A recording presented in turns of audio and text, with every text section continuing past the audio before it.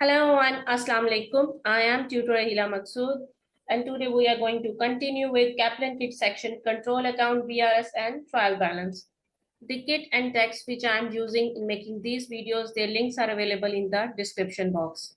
So please go and check them first. The MCQs which are going to start today, it's 231. So let's start it. Read the requirement first.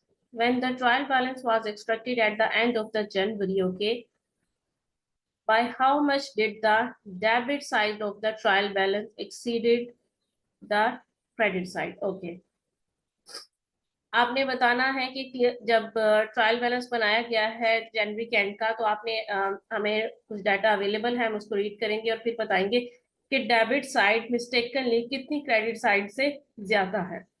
So let's read it. During January, the accounts clerk made two mistakes when performing the double entries. Okay, first one is motor expenses of 50 were debited to the motor vehicles account. Okay, this is error of commission. No, it is error of principal. Expense को आपने asset record कर दिया. ठीक है, आपने motor expenses को record करना था, लेकिन आपने गलती से मोटर व्हीकल्स के अकाउंट में 50 डाल दिया. दोनों ही ट्रायल बैलेंस में डेबिट होते हैं. आपने फर्स्ट वन को डेबिट करना था, आपने सेकंड वन को डेबिट कर दिया. तो इसकी वजह से तो डेबिट और क्रेडिट में कोई इफेक्ट नहीं आ रहा. आपने यहाँ पे डेबिट करना था, आपने मिस्टेकनली किसी और अकाउंट में डेबिट कर दिया. सेकंड देखते हैं, सेकंड मिस्टेक हुई है. Secondly 200 cash received from an account receivable was debited to an account payable account. Okay, the other halves of both these double entries were performed correctly. Okay, second mistake क्या हुई है हम करके देखते हैं.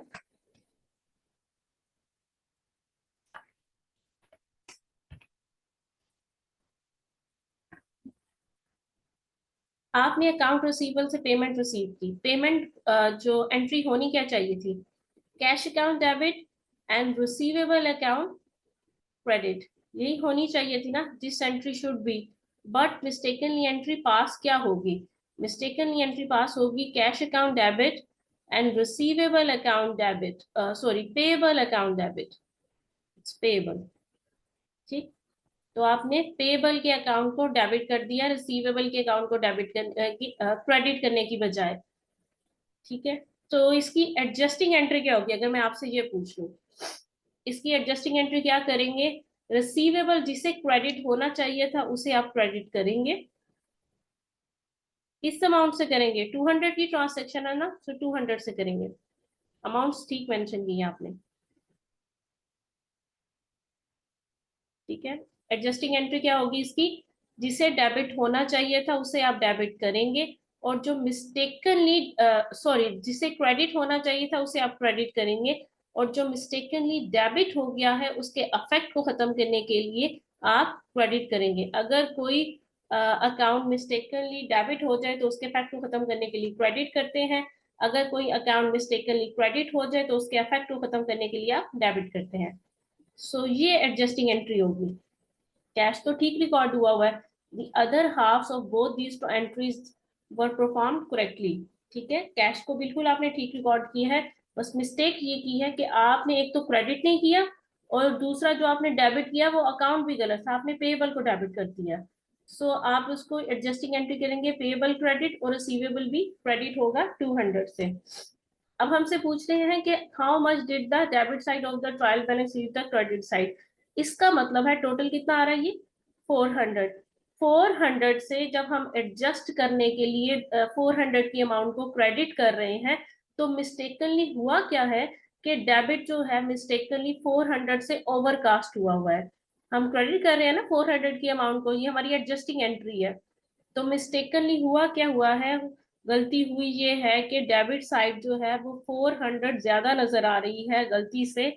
इस ट्रांसैक्शन को रोंग करने की वजह से आपकी डेबिट साइड 400 से ओवरकास्ट हुई है. तभी तो उसकी एडजस्टिंग एंट्री आप क्या कर रहे हैं, 400 से आप डेबिट का फैक्ट खत्म करके उसको क्रेडिट कर रहे हैं. सो 400 से ओवरकास्ट हुई है आपकी डेबिट साइड.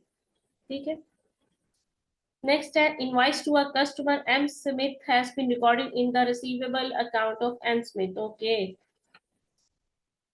M Smith आपके कस्टमर थे, आपने गलती से M Smith के अकाउंट में जो है एंट्री पास कर दी, दोनों ही आपके रिसीवेबल थे। This is the error of commission. जब आप एक ही क्लास में रहते हुए ये दोनों क्या है, रिसीवेबल है, और रिसीवेबल क्या है, एसेट्स हैं। ठीक है, आपके क्लासेस ऑफ अकाउंटिंग है कि आपकी asset, liabilities, capital, revenue, expenses. जब आप विद इन अ क्लास की एंट्री को किसी और अकाउंट में ट्रांसफर कर देते हैं मिस्टेकनली, तो उसे आप कहते हैं एरर ऑफ कमीशन। आपने एसेट में रिसीवेबल 1 में ट्रांसैक्शन करनी थी, रिसीवेबल 2 में कर दी, लेकिन जब आप जो है क्लास स्विच हो जाए आपकी मिस्टेकनली, लाइक एसेट को यहाँ पे हमने किया था, लाइक सॉरी एक्सपेंसेस था, आपने एसेट उसको रिकॉर्ड कर दिया, क्लास स्विच हो जाएगी आपकी उस मिस्टेक में, तो वो आपका एरर ऑफ प्रिंसिपल हो जाएगा। ठीक है, दोनों में ही अकाउंट्स तो चेंज होंगे ही चेंज होंगे। आपने देखना है क्लास चेंज हो रही है या नहीं चेंज हो रही है, अगर क्लास भी चेंज हो गई है तो एरर ऑफ प्रिंसिपल है। ठीक, आपने प्रिंसिपल ही चेंज कर दिया उसका।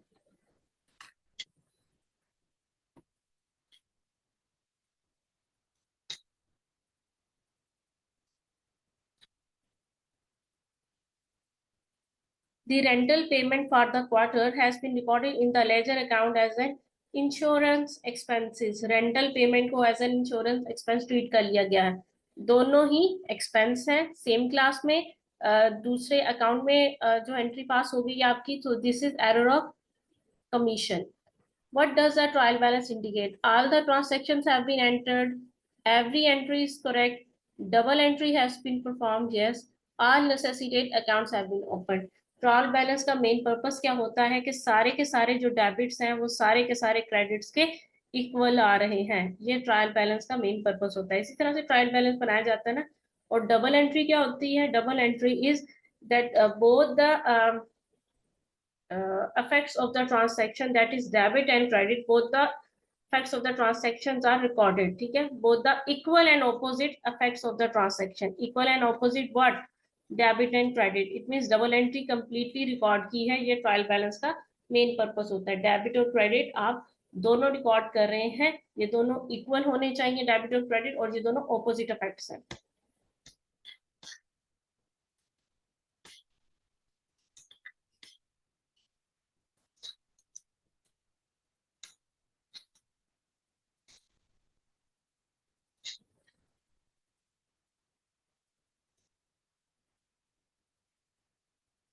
The balance on the business receivable ledger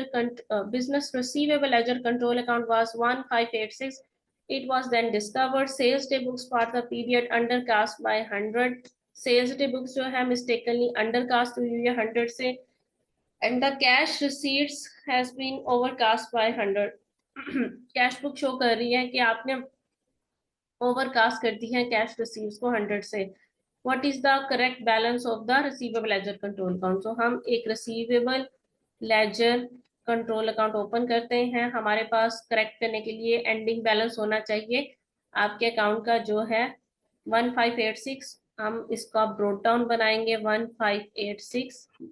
receivables है तो डेबिट साइड पे आएगा। दो मिस्टेक हुई है, एक तो ये हुआ है कि सेल्स डे बुक जो है ये अंडरकास्ट है, तो सेल्स डे बुक जितने से अंडरकास्ट है उसकी फर्दर आप उसको रिकॉर्ड कर देंगे जितने से उसमें कमी है 100 से, तो 100 से आप सेल्स को फर्दर रिकॉर्ड कर देंगे, सेल्स आपकी डेबिट होगी रिसीवेबल के अकाउंट में। Receivable debit, sales credit entry ये पास हो रही होगी। The cash book receive had been overcast. Cash की एंट्री क्या पास होती है? जब भी आप रिसीवेबल से कैश रिसीव करते हैं, कैश डेबिट और रिसीवेबल्स क्रेडिट, यही एंट्री पास होती है ना, रिसीवेबल्स क्रेडिट। तो रिसीवेबल्स को आप क्रेडिट करते हैं और यहाँ कैश लिखेंगे, लेकिन ये ओवरकास्ट हो गया है, ओवरकास्ट ज्यादा रिकॉर्ड हुई है। ठीक है, तो ओवरकास्ट को कम करने के लिए ऑपोजिट इफेक्ट करते हैं, कैश को यहाँ आना चाहिए, इसको ओवरकास्ट हो गया है इसलिए हम इसको क्रेडिट नहीं करें, डेबिट करें यहाँ के रिसीवेबल के अकाउंट में। ठीक है, सो 100 से कैश को अब यहाँ मेंशन करेंगे, ये ओवरकास्ट था और ये अंडरकास्ट था। ठीक, अंडर के लिए वही वाली एंट्री करेंगे, ओवर के लिए रिवर्स एंट्री कर देते हैं।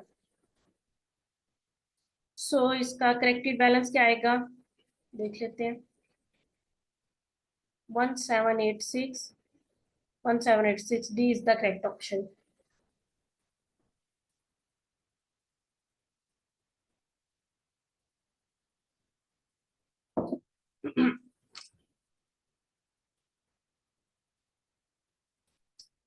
The balance on the payables ledger control account was 3446.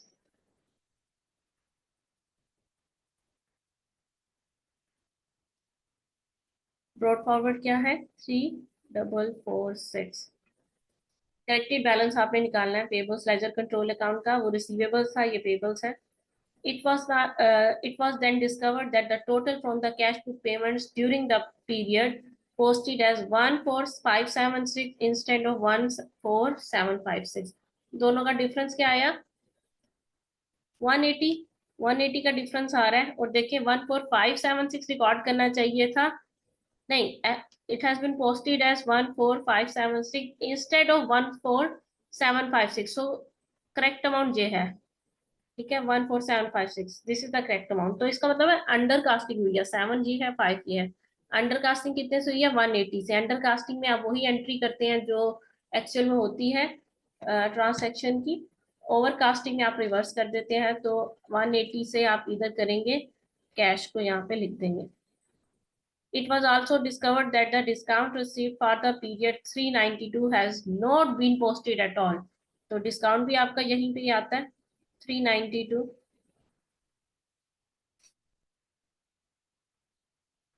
Discount received होगा, ये डिस्काउंट रिसीव्ड पेबल्स डेबिट और डिस्काउंट रिसीव्ड क्रेडिट होता है, ठीक.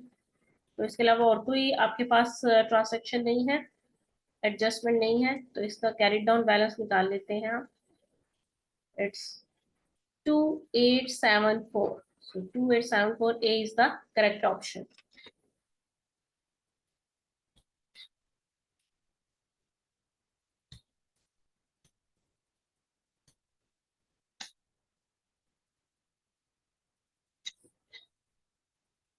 Okay. What is the signature of the buying department manager to authorize a purchase invoice prior to the preparation of check for payment? An example of जब buying department manager जो purchase department का manager है, जब वो sign करता है invoice के ऊपर, ये क्या इंडिकेट कर रहा है, इसका मतलब है कि परचेज जेन्युइन है, ठीक है, और इस चीज की हमें जरूरत है, इसीलिए हम इसको परचेज कर रहे हैं. Prior to the preparation of a cheque for payment, जब जो है अकाउंट्स डिपार्टमेंट पेमेंट करने लगता है, उससे पहले वो इंश्योर करता है कि परचेज इनवाइस के ऊपर परचेज डिपार्टमेंट के मैनेजर का, परचेज डायरेक्टर का साइन मौजूद हो. ये किस चीज को जो है इंडिकेट कर रहा होता है. This is an example of control. Of course, this is an example of control के genuine need की आप कोई आइटम बाय कर रहे हैं, इस चीज की हमें जरूरत है, कोई फेक इनवॉइस नहीं है, ये genuine इनवॉइस है. रिकॉर्डिंग होती है, but control is more strong word for this. Reconciliation no, coding no. Control के लिए जो है आप सिग्नेचर इंश्योर करते हैं कि परचेज डिपार्टमेंट के सिग्नेचर हो परचेज इनवॉइस पे, चेक की पेमेंट करने से पहले, चेक रिक्विजिशन नोट जनरेट करने से पहले.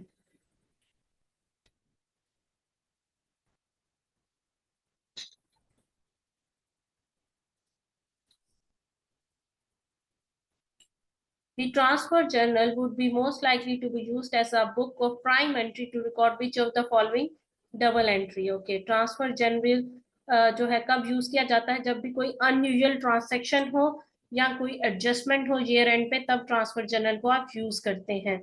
This is also book of prime entry. Cash sales के लिए no, this is a usual transaction. Payment to a supplier no.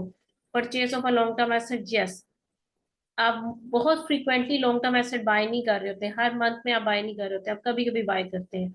So this is a such a transaction which would we pass in transfer journal. Discount receipt no, so C is the correct option. VIC receivable ledger balances. Ledger balances है list of balances the add up to 50,000 का आपका list of balances का answer आया है, and does not agree with this control account. Okay.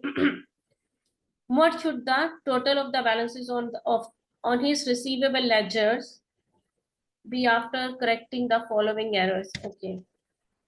List of balances है, एक होता है हमारे पास लिस्ट ऑफ बैलेंसेस, रिसीवेबल्स का अकाउंट है, तो रिसीवेबल्स की बात हो रही है तो लिस्ट ऑफ रिसीवेबल्स बैलेंसेस है, इन्हें आप मैच करते हैं रिसीवेबल लेजर कंट्रोल अकाउंट से, इनके टोटल को। तो इनका टोटल कितना आ रहा है 50,000, क्योंकि रिसीवेबल्स की बात हो रही है तो डेबिट, रिसीवेबल्स का बैलेंस क्या होता है डेबिट। अब जो कुछ एडजस्टमेंट भी है और फिर हम इसका करेक्टेड जो है बैलेंस वो निकालेंगे, ठीक। A bank credit transfer from a credit customer 750 was not recorded in the receivable ledger.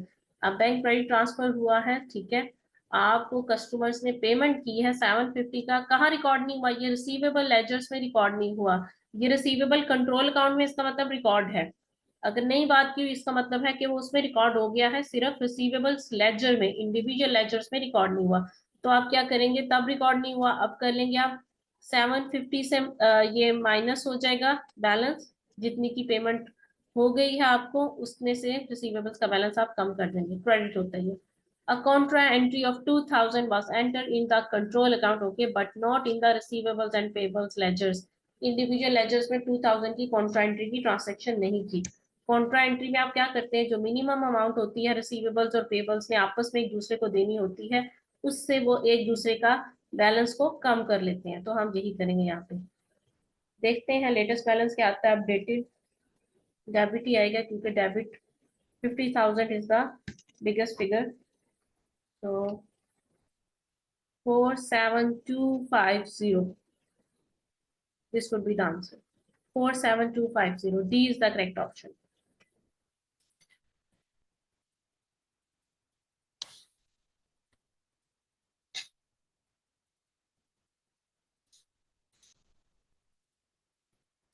Okay. What was the balance on the receivable control account and 30th April? Okay. Receivable control account बनेगा आपका, receivables at 1st April पर 8450 brought forward आ जाएगा 8450. Transactions during the month for credit sales of 19,600, credit sales है तो इसमें cash sales involve नहीं है, तो आप लिख देंगे डायरेक्टली 19,600 की फर्दर सेल्स हुई है आपके पास। ओके, और क्या हुआ, check receive from receivable 22,430, receivable से इसमें कैश जो है पेमेंट नहीं हुई कैश सेल्स की, सो 22,430। क्वेश्चंस को ज्यादा ट्रिकी करने के लिए समटाइम वो कैश भी ऐड कर लेते हैं, तो आपने कैश को, कैश सेल्स का भी ऐड कर लेंगे कैश, तो आपने वो नेट करके निकालना होगा, जस्ट क्रेडिट सेल्स का कैश यहाँ पे मेंशन होगा। सेल्स रिटर्न कितनी हुई है 1,000 की, क्रेडिट पे आती है सेल्स रिटर्न आपकी रिसीवेबल के अकाउंट में। एंड द कॉन्ट्रा, एक कॉन्ट्रा भी हुआ है 540 का, 540 का कॉन्ट्रा एंट्री पास हुई है आपके पेबल्स के साथ, पेबल्स कंट्रोल अकाउंट जहां आ जाएगा।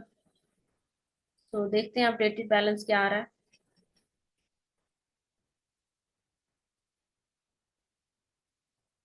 It's 4080, so option A is the correct answer.